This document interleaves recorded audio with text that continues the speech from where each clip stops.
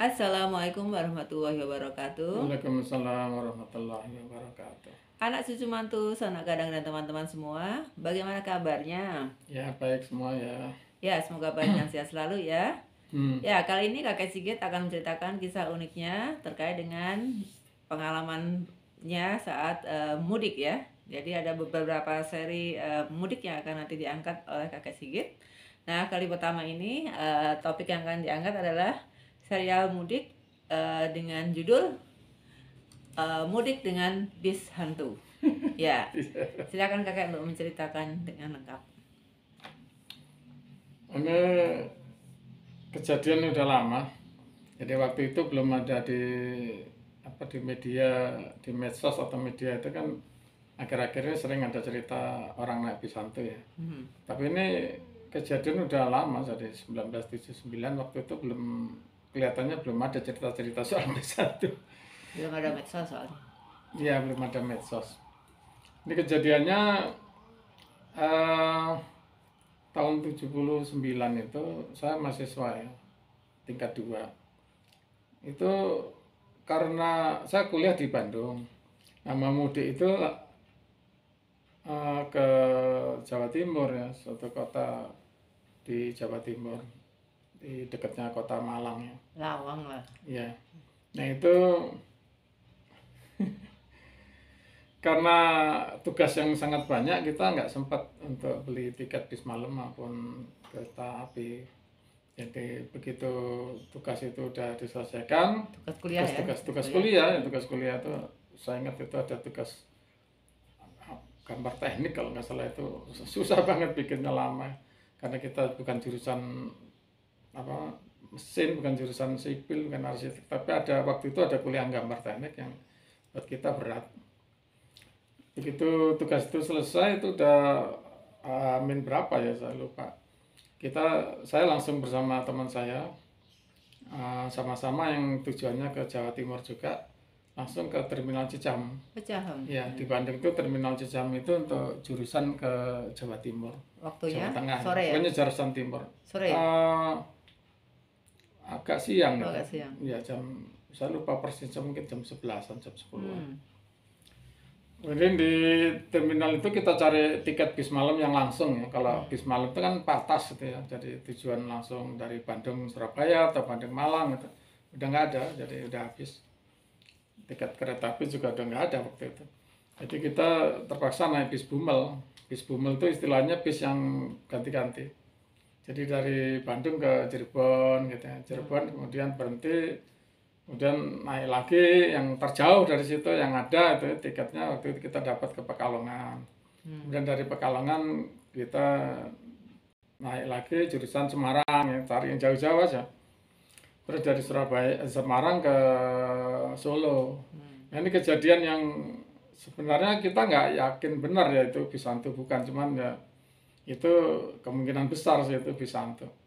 Jadi ketika perjalanan dari Semarang Solo itu dari Semarang itu dari terminal itu jam 2 malam. Nah itu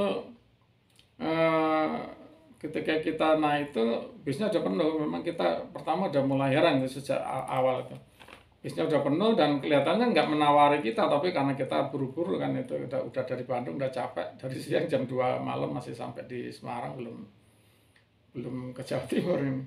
Jadi kita ya udah langsung naik aja di terminal itu ya. Ya, di terminal itu langsung naik dan bisnya itu langsung berangkat gitu. Nah, itu anehnya di jalan itu saya sama teman saya senggol-senggolan tangan, ini penumpangnya kok seperti aneh gitu.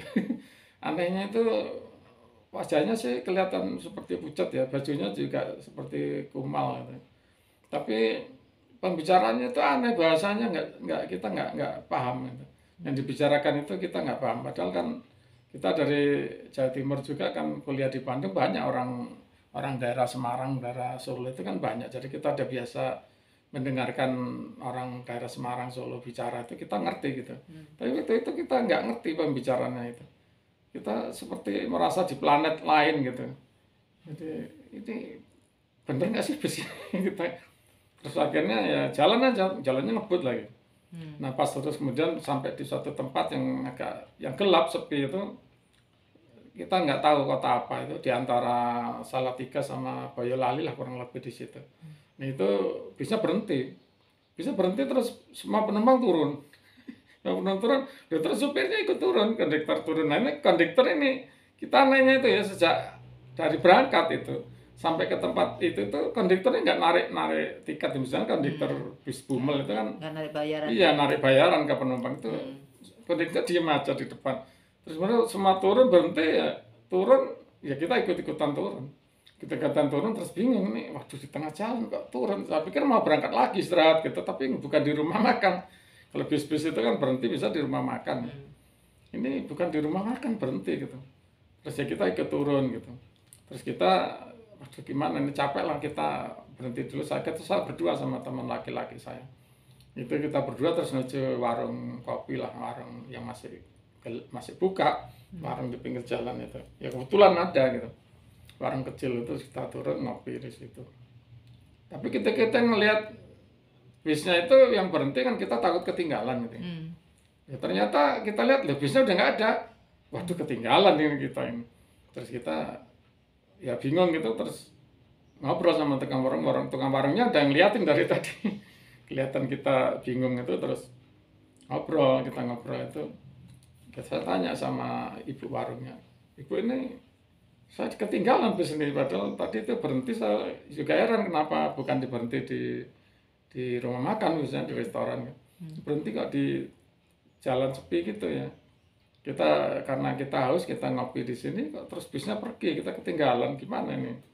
Terus ibunya sambil sama bapaknya, terus ya gimana Bu, anak kan suami istri tua itu, mereka saling senggol-senggolan, siapa yang cerita? Nah, kamu aja Pak, ya Bapak Ibu aja. Terus akhirnya mereka ya, terus akhirnya salah satu dari mereka cerita, begini Dek, jadi kejadian ini udah beberapa kali terjadi gitu. Ya ini ceritanya tukang warung itu memang beberapa hari itu, mungkin sekitar seminggu 2 minggu sebelumnya itu ada kecelakaan di daerah sini dekat situ. Nah itu kecelakaan bis yang kelihatannya hampir semuanya meninggal, itu nggak tahu pasti gitu ya, tukang warungnya itu banyak lah yang meninggal. Dan kemudian itu memang ada beberapa sebelum kejadian yang adik ini berdua ini ada juga yang gitu turun di situ. Terus kita tadi nggak ngeliat lah adik itu turun dari bis gitu, ternyata nurut ceritanya tukang warung itu dia nggak melihat kita turun dari bis, padahal kita merasa turun dari bis. Terus kemudian kita jalan ke warung itu, kejadian itu beberapa kali katanya. Mungkin 2-3 kali pernah terjadi pada orang lain gitu. Ya malam itu turun terus ngopi di situ, ternyata bisnya udah pergi gitu. Jadi mereka menurut si tukang warung itu bis hantu gitu. Terus waduh ya kita ya, tapi kita masih muda ya, masih sewaktu itu kita nggak takut sih, kita malah kalaupun itu bis hantu udah alhamdulillah udah selamat kan, yang kita takutkan kita dibawa ke alam lain ya. Dan gratis kan. Gratis lagi. Tapi ya kalau lain ya takut. Tapi di sini ya kemudian kita ya bersyukurlah kita udah sehat. Tapi ya saya sempat senggol-senggolan sama teman saya laki itu. Ini yang hantu ini yang bis tadi atau warung ini? Kan nggak jelas juga ya. Nah, jadi kemudian kita habis ngopi terus sambil ada makan gorengan itu, terus kita keluar ya ditemenin sama bapak warungnya tuh nyekat bis yang lewat itu. Ada bis itu 24 jam ada, tapi jarang kalau malam itu. Kita waktu itu masih tujuan Jawa Timur, masih sampai di nggak tahu di mana itu, saya nggak sempat nanya kotanya. Ya antara Salatiga sama Boyolali lah kurang lebih di situ. Nah itu kita dapat bis terus jurusan Solo, terus kita turun di Solo ganti lagi bis jurusan Surabaya ya, sesuai tujuan kita awal. Ya.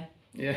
Begitu ceritanya. Ya. Ya menarik dan agak-agak horor ya, pengalaman mudik kakak yang pertama ini. Kalau saya sendirian mungkin ya bisa pingsan. Tapi itu karena berdua kita laki-laki jadi agak kuat kita mentalnya. Ya dapat tumpangan naik bis gratis, hantu ya, gratis, tapi itu manfaatnya mungkin ya, ada manfaatnya juga meskipun. Tapi untungnya nggak dibawa ke alam mereka gitu. Ya meskipun tidak mengantarkan sampai tujuan, tapi ya alhamdulillah mereka tidak mengajaknya ke alam mereka ya. Ya itu saja kisah unik mudik pertama yang bisa kami sampaikan. Kita akhiri. Wassalamualaikum warahmatullahi wabarakatuh. Waalaikumsalam warahmatullahi.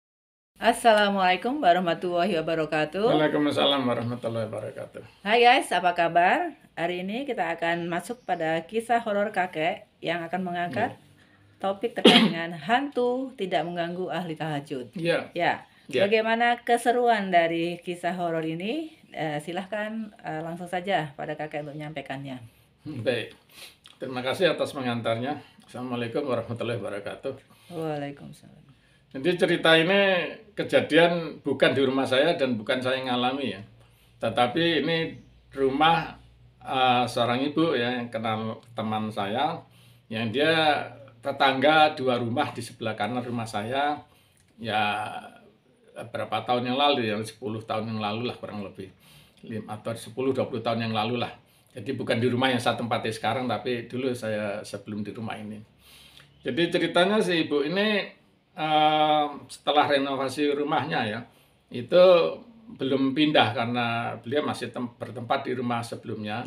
Di rumah baru ya, kami menempati komplek perumahan baru, komplek perumahan baru yang ada di lembah suatu bukit lah di suatu kota ini. Nah ini ibu ini mengontrakkan dulu pertama rumah itu ke seseorang ya, katakan A ini. A ini bapak-bapak yang umurnya mungkin sekitar 40 tahun bersama istrinya dan 2 anaknya ya. Nah ini mereka sejak hari pertama itu sudah mengalami gangguan itu, hantu. Hantunya itu menurut dia itu adalah loncat-loncat di gentengnya. Hantunya itu katanya seperti raksasa yang loncat-loncat di gentengnya. Dia mengatakan raksasa karena getaran dari jalannya di genteng itu keras itu, pada malam-malam. Nah kemudian dia konsultasi dengan satpam, dengan kita semua, meyakinkan apa itu benar hantu bukan gitu kan. Dia takutnya itu pencuri ya, bukan hantu. Tapi setelah dari keterangan satpam yang orang asli situ, kita semua kan mendatang di situ, itu memang akhirnya diyakinkan itu bukan manusia tetapi itu hantu, katanya satpamnya itu. Nah ini kemudian beberapa waktu kemudian ya, mungkin seminggu kemudian itu saya sempat lewat di rumah itu. Bapak itu juga sempat cerita ke orang-orang bahwa ternyata hantunya itu sudah pindah gitu, sudah tidak ada di rumah itu. Nah ini ternyata itu menurut pengakuan tetangga sebelah saya. Jadi saya tempat tinggal rumah ya, itu saya sendirian waktu itu, saya belum menikah, saya masih bujangan. Di sebelah saya kanan itu ada rumah yang ditempati oleh 5 mahasiswa yang kontrak di rumah itu. Saya nggak tahu kontrak atau dia menempati rumah saudaranya, saya nggak jelas itu. Terus di sebelahnya itulah yang saya ceritakan rumah itu. Nah ini rumah yang sebelah kanan saya itu cerita bahwa hantu yang di sebelah kanan rumahnya, yang 2 rumah dari saya itu pindah ke rumah dia gitu. Nah ini saya juga percaya nggak percaya begitu ya. Nah kemudian itu kejadian ya terus saja lewat gitu. Terus setelah setahun ya, ini Bapak A tadi pindah, kemudian ganti pengontrak Bapak B. Nah ini Bapak B ini pertama kali di rumah itu datang ya, ini dia cerita sendiri ke saya bahwa dia melihat di plafon rumahnya itu, ada kertas-kertas gitu, terus diambil sama dia. Ada di beberapa titik di plafon rumah, di ruang tamu, di kamar-kamar, di dapur, itu semua ada kertas yang dipaku di plafon. Kemudian dia kan takut itu ada sesuatu, itu diambil sama dia. Kemudian nah itu dia bawa ke rumah saya menunjukkan ini. Mas, dia tanya siapa pengontrak yang pertama. Saya bilang, oh itu A, gitu, Bapak A. Saya bilang, kenapa itu? Jadi dia menjelaskan, ini ditunjukkan ke saya gitu, kertasnya itu ada tulisan-tulisan bahasa Arab yang saya nggak jelas. Kelihatannya tulisan Arab tapi bukan bahasa Arab. Jadi ada sebagian bahasa Arab gitu, ada ayat Quran, tapi ada sebagian lain itu tulisannya aksara Arab tetapi bukan bahasa Arab.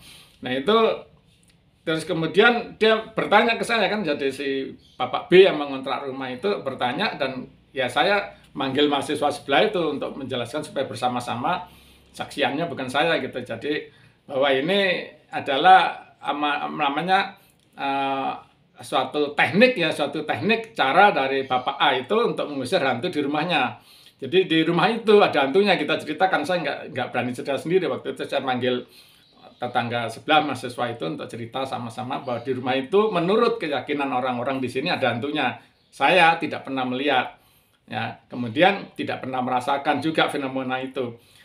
Tetapi Bapak A yang kontrak di situ, setelah dia kontrak itu, dia itu berhasil katanya mengusir hantu. Itu ternyata menurut pengakuan yang kanan ini, yang mahasiswa itu, waktu saya datangkan ke Bapak B yang kontrak rumah itu, menurut pengakuan orang ini adik-adik ini, mereka hantunya itu pindah dari rumah yang dikontrak itu ke rumah mereka gitu. Saya kan saya tuh nggak merasakan fenomena itu sama sekali. Saya lewat berapa kali ya, saya masuk di halaman rumah yang katanya ada hantu itu, saya tidak pernah merasakan kehadiran hantu itu. Tapi itu ceritanya orang-orang seperti itu. Nah itu kemudian si Bapak B ini, wah ya udah kalau itu ada hantu saya nggak apa-apa, saya nggak takut. Jadi dan memang Bapak B ini pemberani sekali. Jadi dia dilepas itu kertas tadi itu nggak dipasang lagi sama dia. Ya udah diingatkan sama yang lain itu supaya dipasang kembali itu tulisan itu supaya hantunya nggak ada di situ. Tapi si yang mahasiswa di sini seneng, ya dia copot aja itu. Karena mereka merasa akibat dari teknik mengusir hantu dengan memasang kertas-kertas yang bertuliskan huruf Arab itu di plafon itu, hantunya memang pergi dari rumah itu tetapi pindah ke sebelah. Dengan cara seperti itu bukan cara yang benar menurut mahasiswa yang hantunya katanya pindah ke rumah mereka. Nah ini Bapak B yang baru kontrak itu setuju dengan pendapat Bapak, dengan mahasiswa ini, dengan adik-adik mahasiswa ini yang kontrak di situ. Kemudian dia melepas. Nah ini ternyata kemudian berapa hari kemudian, seminggu, 2 minggu, itu si Bapak B cerita ke saya, ke rumah saya, cerita bahwa memang benar ternyata di situ ada hantunya dan bukan cuma satu, katanya ini sarang hantu, dia bilang gitu. Karena dia katanya Bapak B mengakunya dia berpengalaman dengan soal hantu dan tidak pernah takut dengan hantu. Dia juga jarang ditakut-takutin. Kalau ditakuti pun dia tidak takut gitu. Nah ini tetapi hantu itu mengganggu ke istrinya. Nah istrinya ini seorang yang sangat pemberani, tapi dia itu konfrontatif. Katanya si Bapak ini konfrontatif dengan hantu. Jadi hantu itu ditantang. Jadi kalau hantunya bikin suara dia dimasak di dapur, bikin suara tak tok ditantang, kamu tunjukkan wajahmu, jangan cuma ketok-ketok gitu, katanya begitu Bapak B. Tapi terus katanya hantunya kalau ditantang itu ngamuk, katanya itu terus di kamar itu kasurnya dibulak-balik, ada jadi gelas-gelas piring-piring dibanting gitu. Jadi malah kalau ditantang dia gitu. Tapi si ibu ini, kata si Bapak B, itu istrinya itu konfrontatif ke hantu dan hantunya makin marah kalau dikonfrontatif itu. Nah itu cerita itu. Ya kemudian Bapak B ini suatu saat akhirnya mengundang seorang ulama atau orang pinter lah ke rumahnya. Saya nggak melihat sendiri, tapi Bapak B cerita bahwa itu terjadi dialog katanya antara si orang pinter tadi dengan hantu yang di rumah itu. Terus hantunya itu mengaku bahwa oke, saya tidak akan mengganggu lagi begitu. Tapi ternyata ini besoknya Bapak B cerita lagi bahwa baru saja Bapak B ini ngantar si orang yang pinter ini malam-malam pulang ke ke tempat bis malam ya. Dia antarkan ke bis malam untuk pulang ke kampungnya. Ini bapak yang diundang tadi, orang pinternya itu tanda kutip itu berada di kota lain. Dan diantar, baru berangkat itu istrinya sudah diganggu. Hantunya katanya marah-marah gitu. Kenapa kamu memanggil-manggil ini? Jadi makin menjadi-jadi gitu. Ya ini cerita itu berlanjut sehingga si Bapak B ini kontrak di situ mungkin sekitar 2 tahun apa 3 tahun, saya lupa persisnya, sehingga terus akhirnya mereka pindah dari rumah itu. Ya. Nah, kemudian setelah berapa tahun rumah itu kosong. Nah, ini ceritanya akhirnya rumah itu ditempati oleh ibu yang punya rumahnya, yang kebetulan juga teman saya. Jadi saya kenal dengan ibu itu, jadi saya cukup dekat ya dengan ibu itu. Terus ya setelah agak lama saya tanya gitu. Ibu, ini nurut orang di sini, di situ sarang hantu, bener enggak Bu gitu. Oh betul, malah ibu itu membetulkan. Jadi cerita itu betul katanya gitu.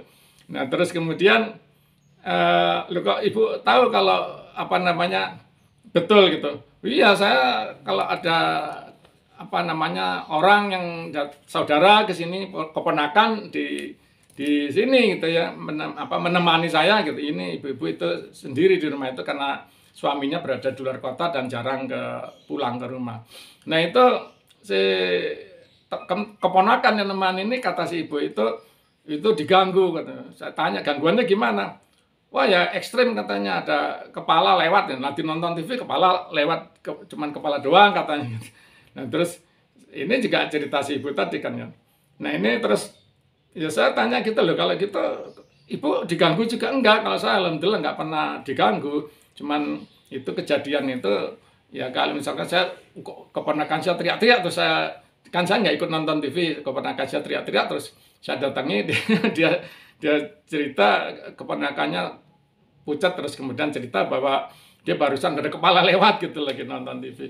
Nah itu beberapa kejadian cepat yang saya ingat, ada ceritanya dia banyak ya, tapi satu itu yang saya ingat. Nah tapi terus saya gali terus ya, kenapa sih ibu ini nggak pernah diganggu? Nah ini ibu ini mengaku bahwa memang dia itu dulu sebelum tinggal di sini, waktu dia kecil itu kan tinggal di rumah orang tuanya di kota ya. Ini kita bertempat tinggal di suatu bukit ya, di lembah dari suatu bukit, dia tinggal di tengah kota besar ya. Bersama orang tuanya, di situ juga ada banyak hantunya. Tapi sejak kecil dia itu nggak pernah diganggu. Loh kok bisa gitu? Dia bilang ya mungkin gitu. Alhamdulillah saya sejak kecil katanya sudah sholat tahajud. Jadi saya ya apa namanya sejak kecil katanya ibu ini memang sudah sholat tahajud tiap malam. Itu nggak pernah lewat kecuali mungkin sekali-kali ya. Nah ini itu yang menurut dia itu di rumah, dia tinggal di rumah yang katanya orang-orang semua di kampung itu apa namanya jadi sarang hantu, dia sendiri tidak pernah ditakut-takuti. Nah gitu ceritanya. Begitu kakek, ya, Masya Allah ya, ternyata kisah nyata yang berangkat dari kejadian yang dialami oleh tetangga rumah kakek ya.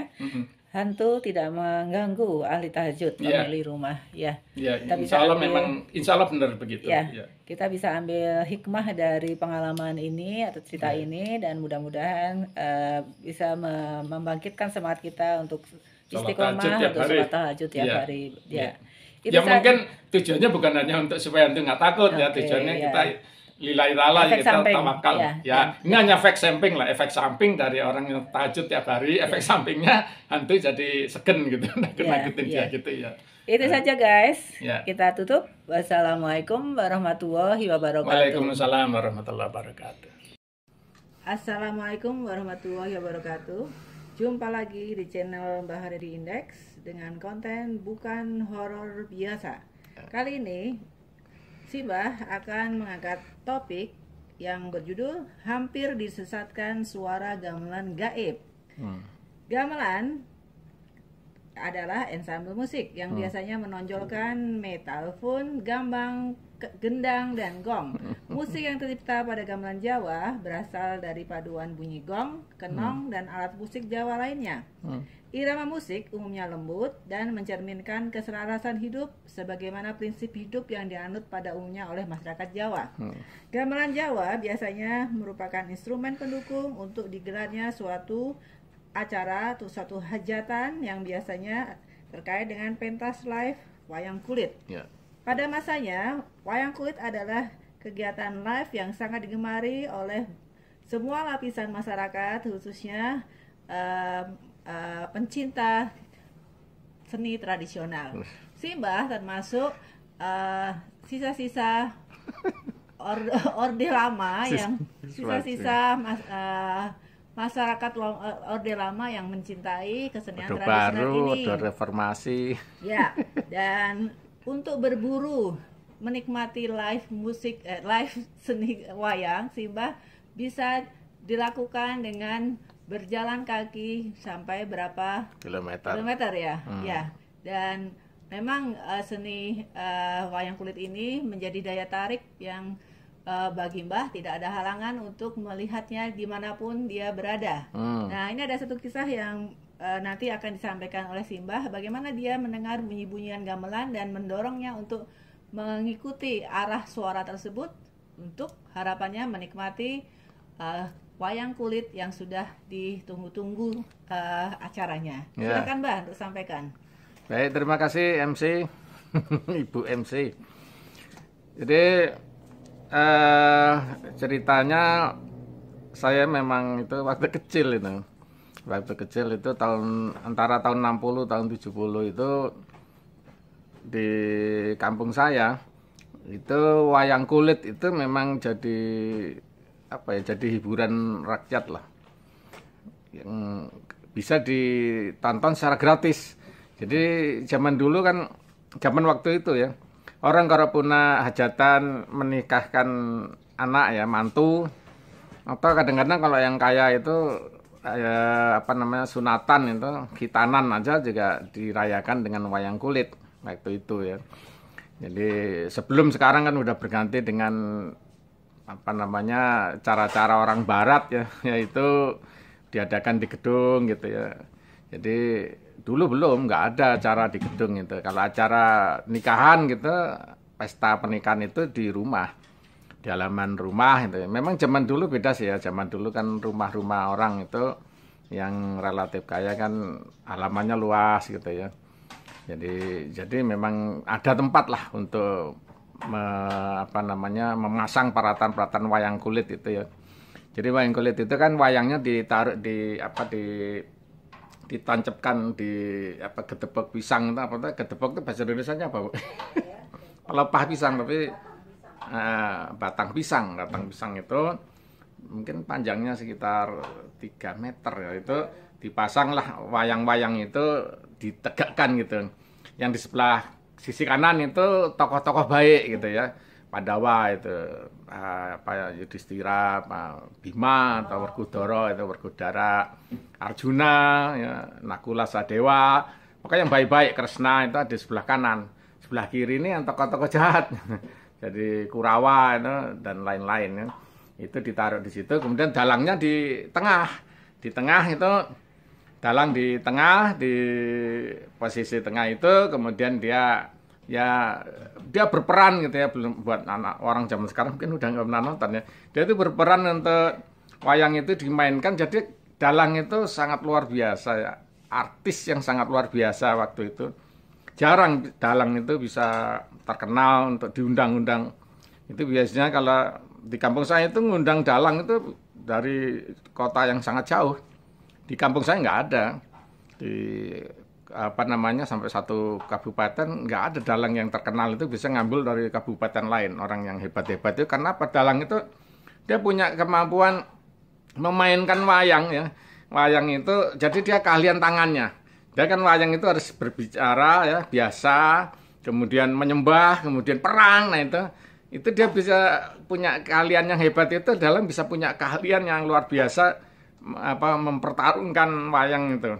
Kemudian kedua dia juga punya kemampuan suara, itu memainkan suara perempuan, laki, orang besar, orang kecil, yang jahat, yang baik itu dia bisa ini. Dan kemudian ketiga tentu saja dia menguasai pakem.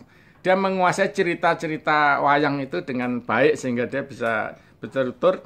Dan dia terakhir dia punya fisik yang sangat prima dalang itu. Wayang kulit itu main itu mulai sekitar jam 9 malam, selesai itu sebelum subuh, sebelum adzan subuh selesai. Nah, itu sekitar jam 4:30 selesai. Bayangkan itu berapa jam itu? 7 jam setengah, 7 jam sampai 7 jam setengah itu dia memainkan wayang itu. Tetapi memang sekali-kali dia istirahat. Sekali-kali dia istirahat. Jadi dia kan memainkan wayang itu disertai ada di belakangnya dalang itu dia duduk kan. Itu ada gamelan itu tadi udah ceritakan, MC-nya ya ada gong, ada macam-macam lah itu peralatan. Nah, terus biasanya juga ada itu yang nyanyi Bu perempuan itu namanya sinden, ada sinden itu biasa 1 atau 2 minimal 2 orang itu sinden menemani. Nah ini dalang itu yaitu jadi kemudian nah ini ceritanya lucunya. Sebenarnya seharusnya itu penonton itu nontonnya di belakang. Jadi wayang, kenapa wayang? Wayang itu asalnya kan dari bayang-bayang. Ya, sebenarnya bukan wayangnya itu bukan yang itunya bendanya, tapi sekarang kan bendanya itu yang Arjuna itunya yang terbuat dari kulit itu yang disebut wayang. Padahal sebenarnya wayang itu dari bayang-bayang. Kenapa? Karena ini dia ada layar, Kemudian penonton yang resmi itu seharusnya di belakang layar, dia nonton dari bayangannya. Tapi kebanyakan anak-anak, kalau anak kecil nggak mau nonton di belakangnya, dia nonton di belakangnya dalang gitu. Biasanya anak-anak kecil ya, seperti saya waktu itu nonton di belakangnya dalang. Kita nonton dalangnya memainkan itu, tidak menonton dari belakangnya. Yang belakangnya itu ya tuan rumah sama tamu-tamunya di sana, ada suguhannya ya. Nah ini saya ceritakan bahwa sebenarnya saya waktu pertama kali itu saya tidak punya budaya nonton itu. Karena saya ini di kampung saya tinggal di pinggir jalan raya. Jadi komunitas orang di pinggir jalan raya, saya itu kan tinggal waktu itu di kota kecil ya, namanya Lawang, itu di 18 km dari Malang itu, saya tinggal di jalan raya. Jalan raya menghubungkan kota Surabaya dan kota Malang itu, ada jalan raya. Di sekitar saya komunitasnya itu tidak ada penggemar wayang ya, jarang lah ada. Karena di situ orang-orang di situ kan rumah-rumah Belanda, rumah-rumah ya jadi warung, rumah makan, restoran, tempat itu. Jadi keluarga saya itu tidak ada yang nonton itu kecuali saya. Nah, saya pun itu nonton itu sebenarnya tidak sengaja.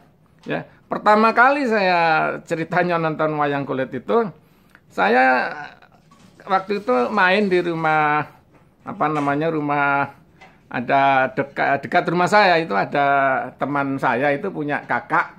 Nah, salah satu kakaknya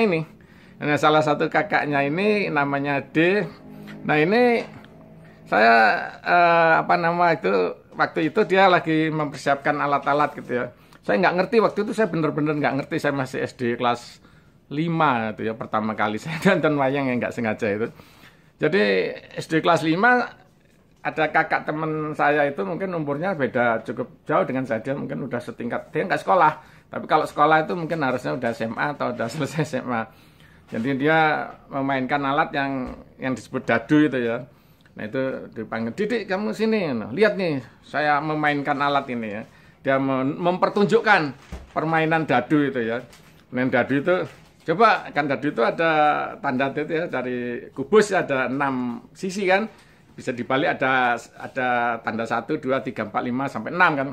Kamu pingin keluar angka berapa katanya gitu. Terus dia nanya gitu. Nah, saya diundang ya, dia memainkan itu. Sini. Nah, terus habis itu ya saya coba, ya saya pingin keluarnya 3 ini. Dek, diangkat 3. Wah, hebat. Coba lagi ulang. Sampai berulang-ulang itu ya kakak teman saya yang namanya D ini bisa memainkan dadu itu keluarnya angkanya berapapun yang dia inginkan. Nah ini, saya itu belum tahu kalau itu namanya dadu juga saya belum tahu waktu itu, masih kelas 5 SD, saya nggak tahu sama sekali itu. Nah kemudian terus dia ngajak, Dek kamu ikut saya, iya gitu. Kenapa? Ada apa mas? Ini kamu ikut saya mau memainkan ini gitu ya.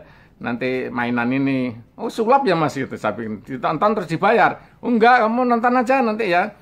Di mana? Itu dekat rumah, ada kira-kira mungkin 200 meter dari rumah ya. Jadi dari rumah saya itu harus ke jalan kira-kira 200 meter, ada satu kampung atau dusun, kita ada beberapa rumah, satu dusun gitu ya, ada rumah-rumah di situ. Nah itu saya diajak ke tempat itu malam-malam. Jam 7 sudah sholat isya itu jadi sekitar 7:30 lah, jam 7:30 saya diajak, terus sambil di jalan saya dikasih uang. Ini uang ya, buat apa mas? Nanti kamu uang itu ya, kalau uang sekarang itu kira-kira ada ribuan, sebanyak mungkin ada 30 lembar gitu loh, sekitar gitu lah kalau diuangkan sekarang. Dulu kan bukan ya, rupiah zaman dulu kan nilainya beda dari sekarang, saya lupa itu angkanya angka satuan atau ratusan ya, pokoknya kalau diuangkan sekarang itu sekitar mungkin puluhan ribu lah, bukan ribuan, puluhan ribu itu sekitar 30 lembar. Ini kamu pegang. Terus buat apa mas?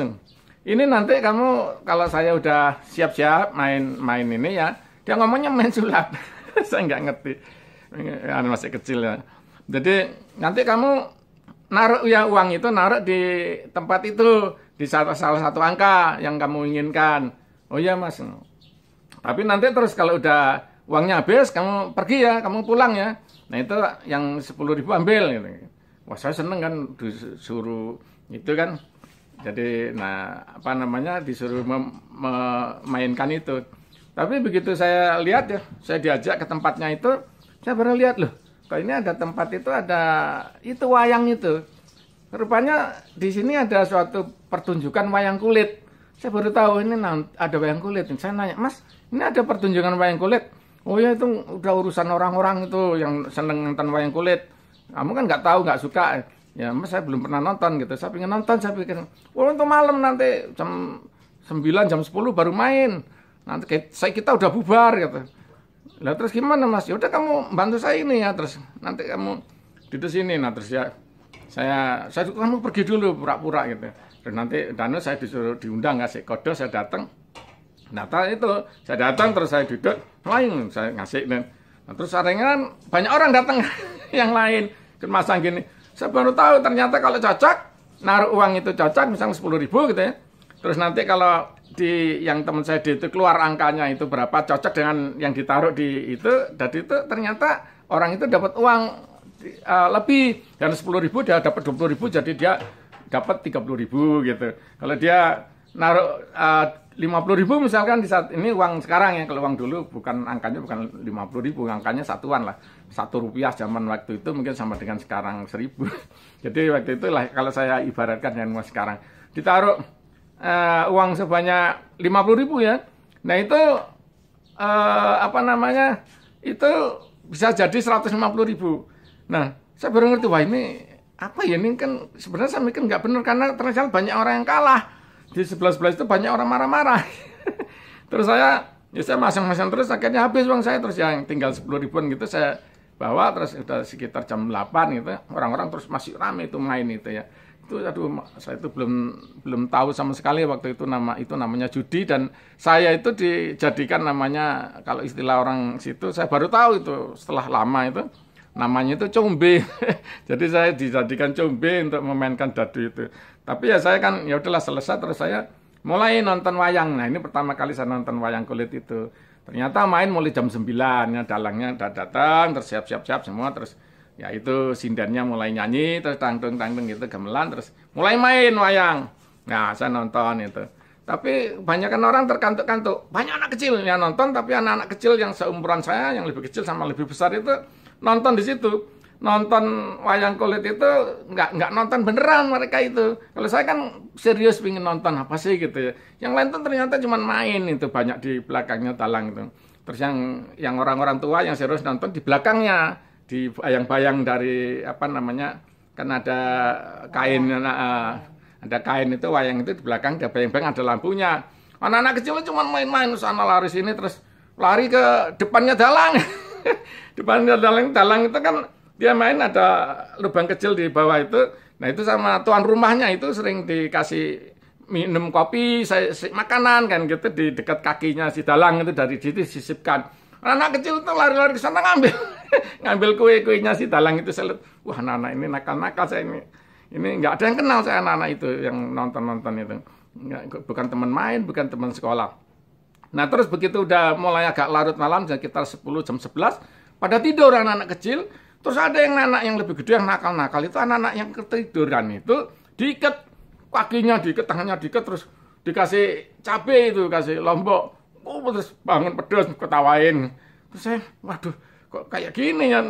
Ternyata tonton wayang kulit itu kalau yang serius yang memang nonton di belakang itu nonton beneran. Tapi anak-anak kecil ini kan nggak bener ya nontonnya. Saya takut, waduh nanti saya ketiduran dijerat juga. Terus akhirnya saya pulang, jam 11 saya pulang. Terus saya pulang ke rumah, nah terus besoknya saya cerita ke bapak ibu saya.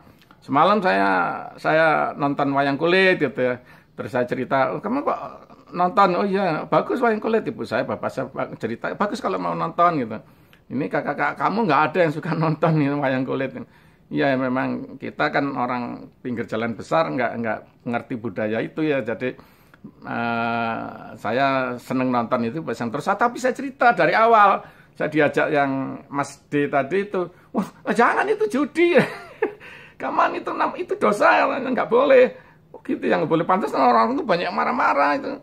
Jadi terus ya pantas kalah semua, karena yang memainkan dadu itu ternyata bisa ngatur keluarnya angkanya seperti apa. Nah itu permainan itu, judi itu diadakan oleh orang-orang itu di Tegalan itu apa di apanya itu di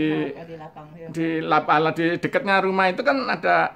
Kalau zaman dulu kan rumah orang itu luas-luas halamannya, di halaman-halaman orang-orang itu ada tanaman-tanaman apa singkong segala macam. Di situ kan di tempat gelap itu pakai lampu di situ. Ini kan bukan wayang kulit itu kan, tapi mereka main judi itu banyak. Selain yang dadu itu ada permainan lain, ada orang jualan, banyak orang jualan juga, jualan makanan, mainan. Nah itu jangan main itu, kamu jangan main lagi sama mas itu, dia bilang gitu. Kamu judi, kamu itu cuma dijadikan combe, mau aja. Oh ya, terus gimana? Terus saya cerita juga, ternyata anak-anak kecil tuh nonton, bahkan mau nonton. Nanti itu kalau udah ada yang tidur, dimainkan itu, diikat, dikasih lombok. Terus Bapak Ibu, gini aja lah. Lain kali kalau ada wayang, nontonnya itu malam mulainya, jam 1, jam 2. Nah itu mulai bagus katanya, wayang kulit itu jam 1, jam 2 itu mulai ada acara lucu-lucunya. Itu jadi ada Gareng Petro, apa namanya, Bagong, Punakawan itu menghibur Arjuna tokohnya, itu seringkali Arjuna, tapi kadang-kadang tokohnya lain, tokoh baik yang akhirnya menang gitu ya. Jadi cerita dari wayang itu mirip koboi. Pokoknya tamatnya itu lakonnya menang. Jadi orang yang baiknya, yang itunya menang di belakang. Tapi depan-depan masih ada masalah, terus akhirnya baru menang di belakang. Nah, jadi awal-awal jam 9, itu Bapak sih cerita Ibu, itu baru diceritakan yang masalah-masalah dulu, problem-problem kamu nggak ngerti anak kecil kata. Makanya langsung aja jam 1, jam 2 itu mulai. Nah, si tokohnya ini kan karena sedih menghadapi masalah dihibur oleh yang Punakawan. Kemudian nanti keluar raksasa namanya Buta Cakil, nanti perang dan seterusnya sampai ke bawah, sampai pagi perang yang baik lah ini terus kalah. Nanti gitu aja. Kamu nanti kalau ada wayang, kamu tidur ya, terus saya bangunkan nanti jam 1, saya antar ke tempat wayang. Nah itu. Terus kemudian sebulan kemudian ada wayang, ya. Saya dengar dari teman-teman saya, dari teman main, nanti ada wayang kulit di mana? Itu di Bedali, wah itu 1,5 kilometer dari rumah saya. Jadi kemudian saya cerita, Pak, nanti malam ada yang main wayang kulit di mana? Di sana. Udah jalan, ya nanti saya antar, kamu tidur aja. Saya udah tidur jam 8, jam 9 udah tidur, terus jam 1 saya dibangunkan bapak saya.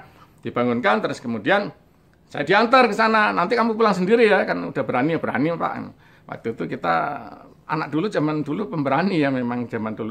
Jadi saya pulang berani. Nah itu terus kedua kali adalah wayang, saya cerita, Pak, ada lagi. Nah kamu nanti gini aja, kamu saya bangunkan, tapi kamu berangkat sendiri ya, berani kan? Berani Pak. Ya udah saya tidur kan, nggak bisa bangun sendiri, dibangunkan jam 1 bapak saya, terus saya berangkat sendiri gitu. Nah itu udah terjadi berulang-ulang itu sampai mungkin ya 20 kali, 25 kali itu terjadi dari saya itu SD kelas 5 sampai dengan SMP kelas 3 itu, sampai udah mungkin 5 tahun terjadi. Saya sering nonton 2-3 bulan sekali nonton wayang kulit itu. Nah ini suatu saat itu saya tidak dengar dulu ada cerita dari teman-teman saya orang lain itu bahwa nanti akan ada wayang kulit, itu nggak dengar. Tapi terus saya akan tidur biasa, malam-malam saya terbangun itu di telinga saya itu terdengar suara gamelan wayang itu. Wah, ada wayang. Tapi kok nggak ada yang cerita-cerita tadinya gitu ya. Tapi saya bangun, terus saya nggak bangunkan bapak saya kan saya udah bangun sendiri, biasa kan dibangunkan bapak. Terus saya akhirnya, wah saya mau nonton lah. Terus saya ganti baju ya, bersihkan muka, terus jalan saya nyari suara itu. Saya pikir mau nonton itu ya wayang kulit. Itu cukup jauh saya jalan itu, mungkin ada 3 kilometer itu sampai jadi mulai dari rumah saya itu, saya turun ke kanan, terus ada di bawahnya ada rel kereta api itu, yang di atas itu ada lubang, di bawahnya ada sungai namanya, ada Kali Surati, di bawahnya ada lubang kecil. Saya jalan terus lurus ke sana, itu waktu itu ada Tegalan itu apa sih bahasa Indonesianya? Ada tanah kosong Kebolan, nah itu yang tanah kosong itu akhirnya itu dibangun sekolah, itu jadi SMA sekolah SMA Negeri Lawang. Itu dulu waktu saya kecil tuh belum ada, itu tuh masih tanah kosong. Waktu itu saya jalan terus sampai akhirnya nama ke bukit, orang sana bilangnya Bukit Bale gitu. Saya jalan sampai hampir Bukit Bale, saya nyari itu suara si wayang itu, tapi kok lama-lama bukannya makin terang tadi, tapi tiba-tiba terus suaranya hilang. Saya udah di tengah bukit itu, mana ya kok nggak ada kampung tapi nggak ada suara. Terus saya timbul rasa takut ya, saya meskipun anak kecil pemberani tapi waktu saya tiba-tiba di tengah bukit kok nggak ada suara wayangnya. Waduh, saya ngelindur, apa itu ngelindur bahasa Indonesianya. Jadi mungkin saya terbangun, saya nggak sengaja saya tadi itu, tapi cukup jauh dari rumah. Terus saya udah lari-lari, saya pulang ke rumah. Nah, lari-lari pulang ke rumah itu terus paginya baru saya cerita pada ibu saya bahwa saya semalam terbangun dengar ada suara gamelan wayang. Saya datengin sampai ke Gunung Bale, Pak, saya jauh. Terus akhirnya suaranya menghilang gitu. Terus waduh, saya dilus-lus bapak ibu saya, udah hati-hati tuh, untung kamu itu suaranya menghilang gitu ya. Kalau terus ada suara terus kamu ikutin itu bahaya katanya. Kenapa, Pak? Itu ya pokoknya lain kali kalau tidak dengar dulu cerita bahwa akan ada wayang kulit jangan didatengin. Itu tuh ya pokoknya nggak bener lah itu suara-suara itu, nanti kamu bisa tersesat gitu ya. Itu terjadi kalau, nah itu saya belum tahu, belum pernah ngalami.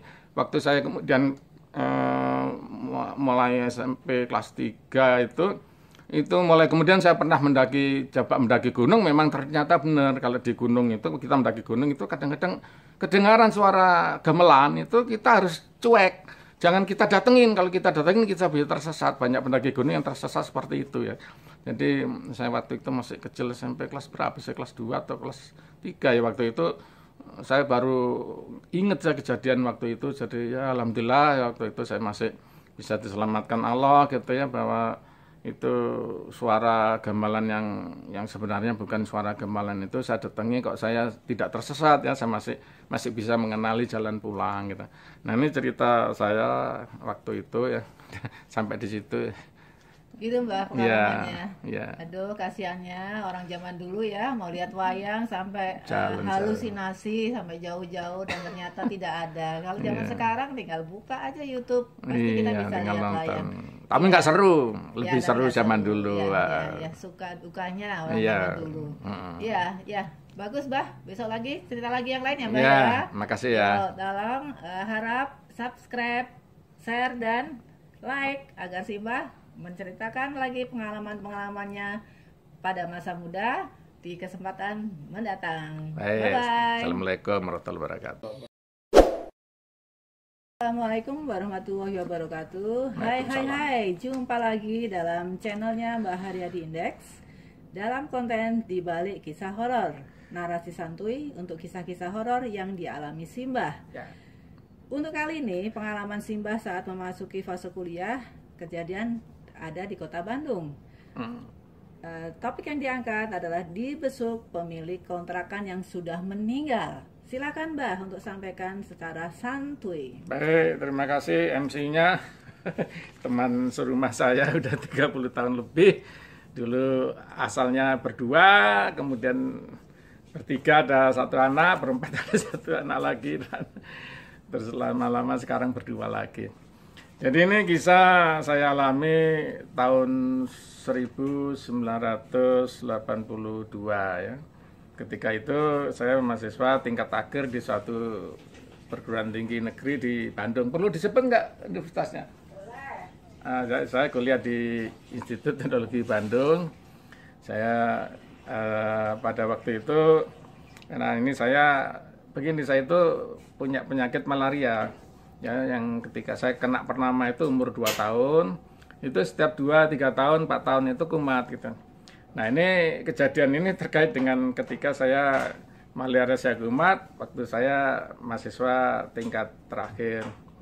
Nah ini karena kondisinya mungkin dianggap gawat gitu ya sama teman-teman kontrakan saya, teman kos saya dibawa ya, dipindah ke kontrakan kakak saya. Jadi kakak saya juga sama dengan saya kuliah di ITB juga, tapi dia kalau saya masuk tahun 78, kakak saya itu masuk tahun 76 ya.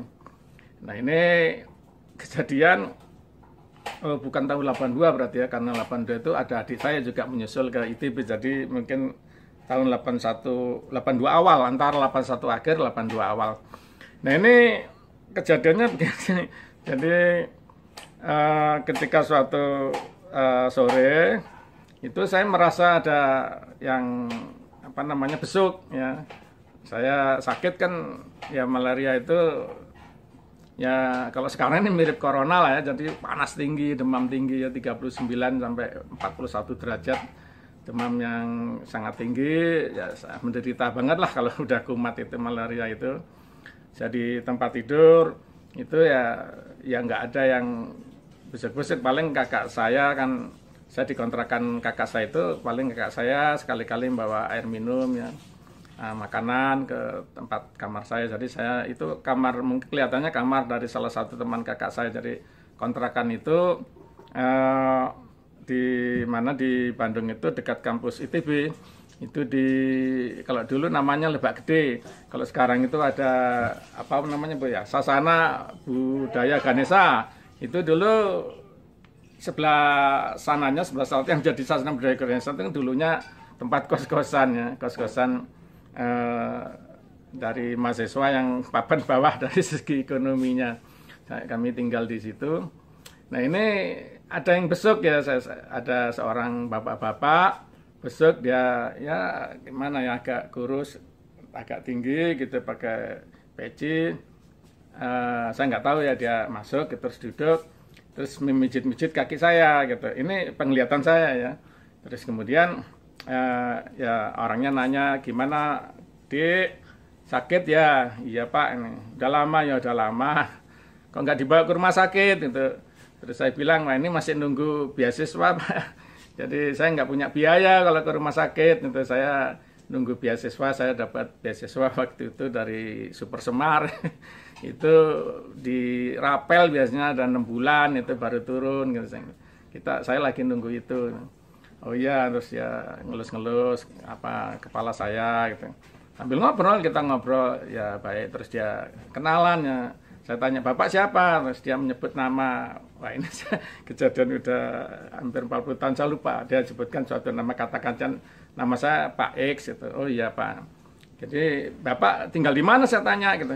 Terus saya tinggal di sini juga. Oh tinggal di sini, saya bilang. Ini kan rumah kontrakan kakak saya gitu. Setahu saya yang tinggal di sini yang cuman ada kakak saya sama kakak laki-laki saya ini, kemudian ada temennya, ada 4 orang gitu. Ada 5 orang di sini kok. Saya nggak pernah lihat Bapak, saya sering ke sini. Oh iya, mereka nggak pernah lihat saya, tapi saya lihat mereka katanya. Oh iya Pak. Terus habis itu terus dia pergi gitu. Nah terus sebentar lagi datang temannya kakak saya itu ke kamar tidur yang tempat saya sakit itu bersama apa namanya, kakak saya juga, ada 3 orang datang itu, nanya, Dik gitu ya, kamu tadi ngobrol dengan siapa gitu satunya. Oh itu saya bilang sama Pak X. Pak X deh. Nanti saya sebut namanya waktu itu karena dia baru ngomong, sekarang saya lupa ya. Pak X, bener Pak X itu. Namanya gitu, iya. Emangnya kenapa? Dia orang mana katanya? Dia tadi ngakunya tinggal di sini, saya bilang gitu. Tapi kan terus saya teman-temannya diem gitu yang lihat. Terus habis itu kemana orangnya? Nggak tahu, pergi. Mesti ketemu tadi kan waktu Bapak itu keluar kamar kan, mas-mas ini masuk, mesti ketemu saya bilang. Tapi mereka bilang, oh ya, terus mereka diem, terus pada keluar semua. Terus saya ya lihat ada, kelihatan di luar ada keributan gitu ya. Kakak saya sama teman-temannya seperti diskusi atau apa, saya nggak ngerti lah, pokoknya ngobrol apa, saya nggak ngerti apa yang diobrolkan gitu ya. Nah kemudian terus tiba-tiba sepi. Waduh, pada kemana nih, saya sakit, pada pergi gitu ya. Saya nggak bisa bangun ya, waktu itu udah parah ya sakitnya itu. Jadi malaria itu sakit sekali ya. Itu seperti mungkin lebih sakit dibanding corona, saya nggak tahu ya. Tapi untuk bilang dalik, saya nggak pengen corona. Nah, ini malaria aja udah kayak gitu. Jadi di sini kemudian ya kira-kira itu kejadian, maaf saya lupa menceritakan. Jadi kejadian itu antara asar sama maghrib kejadiannya. Nah ini sekitar jam 3:30 ini. Nah ini kemudian sekitar 1 jam kemudian tiba-tiba pintu kebuka ya, terus datang. Wah kakak saya sama teman-temannya datang ya, ada 2 orang temannya datang, terus mereka masuk kamar tapi bersama 2 bapak-bapak yang lain. Ada 2 bapak-bapak lain yang ya pakai sorban apa ya, semacam kiai atau ustadz lah gitu.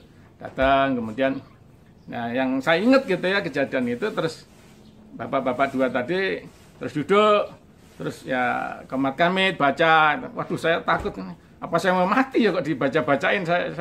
Saya samar-samar dengar gitu yang surat-surat dibaca, mulai Al-Fatihah, ayat kursi, kulhu segala macam. Saya deg-degan sekali ini. Waduh, saya sakitnya kayaknya udah parah ini, mau mati. Padahal saya sering ngalami malaria, hampir mati, nggak mati. Ya alhamdulillah masih hidup. Terus ini sekali ini saya mati kayaknya. Aduh, pas jadi mahasiswa mati gitu, saya mikir gitu. Terus bapak-bapak itu terus habis berdoa-doa terus ya ngapain gitu, megang-megang saya gitu ya. Saya cuma takut ini bapak ini kok sepertinya mendoakan saya. Ini saya yang di bayangan saya begitu gitu. Nah terus kemudian bapak itu ngomong gitu, adik itu kalau punya pikiran jangan melayang kemana-mana. Loh, memangnya kenapa Pak? Saya nggak punya pikiran melayang kemana-mana, saya sakit. nggak mikir, saya nggak bisa mikir Pak. Saya pikir kan dia pikir saya ini sakit karena kepikiran mata kuliah, Mas. Saya nggak ada hubungannya dengan kuliah, Mas. Ini malaria, saya sakit gitu. Saya kuliah sih, alhamdulillah nggak ada masalah. Tapi terus bapaknya, bukan itu, bukan maksudnya pikiran kuliah, maksudnya ngelamun kemana-mana. Enggak juga, Mas. Nggak ngelamun ya. Terus ya terus bapak itu ya udahlah, pokoknya kamu itu hatinya harus apa ini harus sering ya. Mungkin nggak bisa sholat ambil sholat, mungkin sampai tidur tetap sholat dulu ya Pak. Alhamdulillah saya masih bisa ya tayamum terus sholat ya. Saya bilang gitu, terus apa namanya ya pokoknya dikasih nasihat-nasihat gitulah. Nah terus kemudian ya 2 orang ustadz tadi terus keluar, nah teman bapak saya keluar gitu. Nah ini kejadian apa namanya yang terjadi itu, nah kemudian saya baru tahu peristiwanya itu sebulan kemudian apa yang terjadi itu.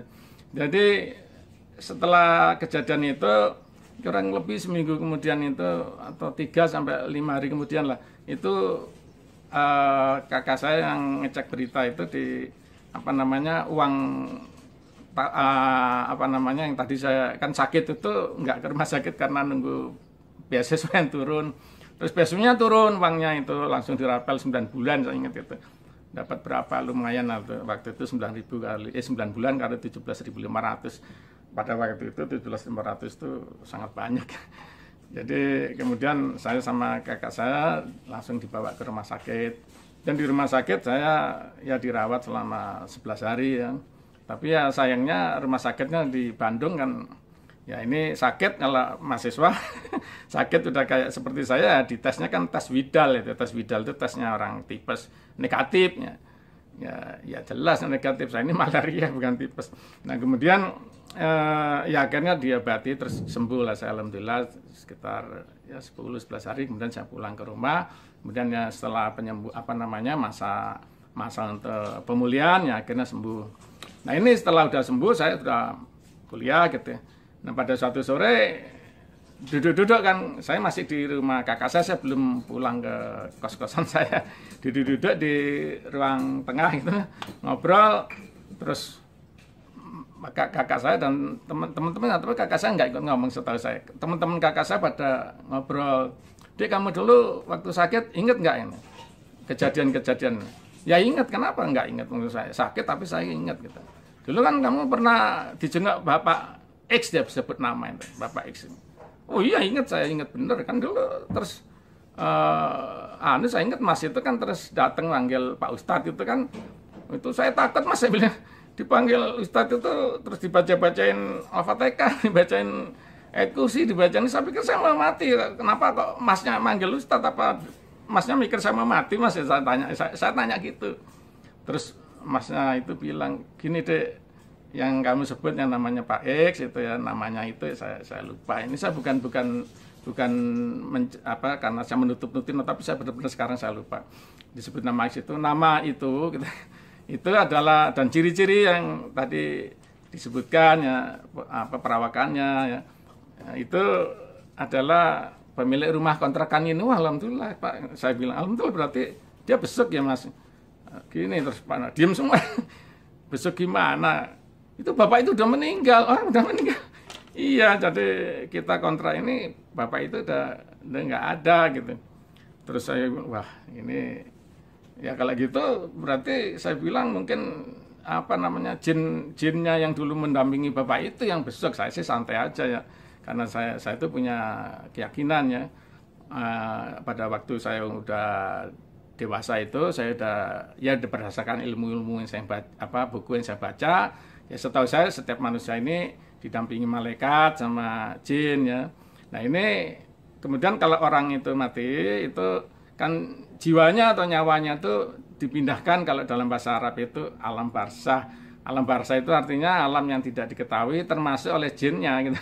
Jadi kalau manusia itu mati, jiwanya terus dibawa entah kemana itu. Mungkin juga di sini juga secara fisik tapi ditutupi sehingga manusia nggak bisa ngelihat. Kemudian termasuk jin yang dulu menemani si orang yang tadi waktu hidup itu, dia juga nggak tahu si nyawanya itu di mana. Dia cuma tahu bahwa tubuhnya itu dibawa dikubur gitu, misalkan dia balik lagi. Nah itu biasanya memang jin itu kemudian tinggal, kalau nggak di kuburan dia tempat yang mati itu, mungkin juga dia tinggal di rumah tempat tinggal yang dulu dia tinggali, atau dia entah jalan-jalan kemana, kita nggak tahu kan, kita nggak lihat.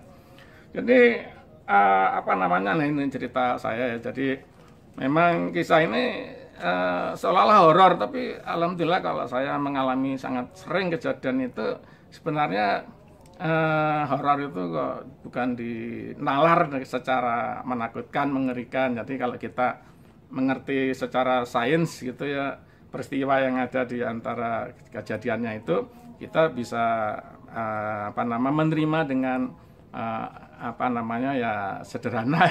Jadi bukan sesuatu yang menakutkan. Begitu ceritanya kira-kira. Begitu Mbah. Iya. Waduh, ternyata Bapak Kos berempati dengan si Mbah sebagai anak rantau. Jangan lupa like, share, komen, dan Kan bapaknya itu jinnya. agar Bapaknya si udah nggak tahu Mbah di mana. tetap semangat membuat konten-konten di balik apa tadi? Horor. Di balik kisah Horor, horor. di balik Masih kisah banyak horor. segudang kisah horor yang dimiliki Simbah. Nantikan untuk episode-episode berikutnya. Bye bye.